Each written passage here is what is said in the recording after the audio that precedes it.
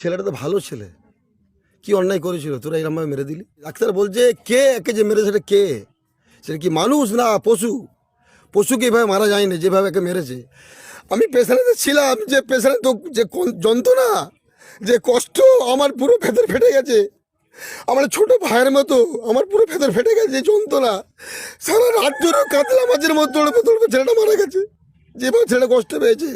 ICU থেকে ঢুকতে দেয় না, অ্যানাউন্স করছে আব্দুল আমার পেশেন্টের বাড়ি কে আছেন তাড়াতাড়ি আসুন।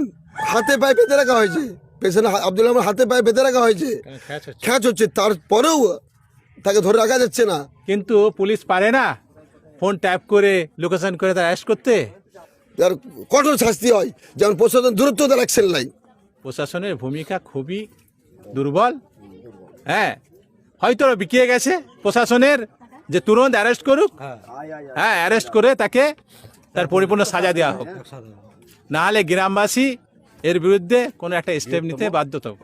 ছেলেটা নেপালে থাকে, নেপাল থেকে বৃহস্পতিবারে সকালে বাড়ি ফিরেছে। ওর সাথে যে গ্যারেজওয়ালা মেরেছে, গত 6 মাস আগে গাড়ি সারানোর কিছু একটা ব্যাপার হয়েছিল বলতে 200-300 টাকার একটা ম্যাটার ছিল।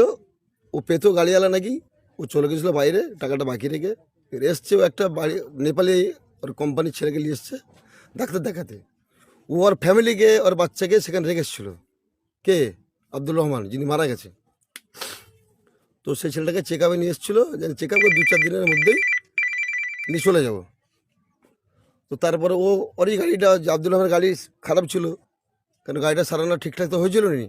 গাড়ি সারাতে 300 টাকার জন্য ও গাড়ি সারাতে অন্য গ্যারেজে দিয়েছিল। গাড়ি আমার সারানো ঠিক করে গাড়িটা সারিয়ে আমি 2-1 দিন থাকবো, আমি চালাবো।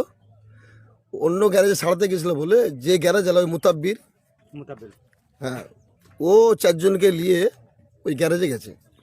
ওকে বলেছে যে, গালাগালি করেই বলেছে যে তুমি আমার 300 টাকা বাকি রেখেছো আর অন্য গ্যারেজে সারাতে এসছো।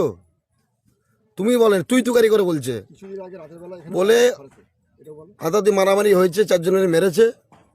মারার পরে অদিনের মধ্যে একটা ছেলে সে লোহার রড লিজে কি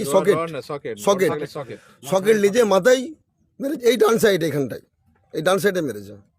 মারতে ছেলেটা লুটিয়ে পড়ে যায়, ব্লাড। সেই আপনারা যদি দেখেছেন ব্লাড সব দেখেছেন তো, কীভাবে রাস্তায় ব্লাড পড়েছিল। একটা গরু কাটলে যেভাবে ব্লাড পড়ে থাকে সেভাবে ব্লাড পড়েছিল। তো ছেলেটা তো ভালো ছেলে, কি অন্যায় করেছিল তোরা এরকমভাবে মেরে দিলি? এরা মেরে দিবি? ওকে মারার সঙ্গে সঙ্গে ছেলেরা নিয়ে আমাদের বাগান হসপিটালে যাই, হসপিটালে রেফার করে, আমরা সঙ্গে সঙ্গে পিজি নিয়ে যাই। পিজি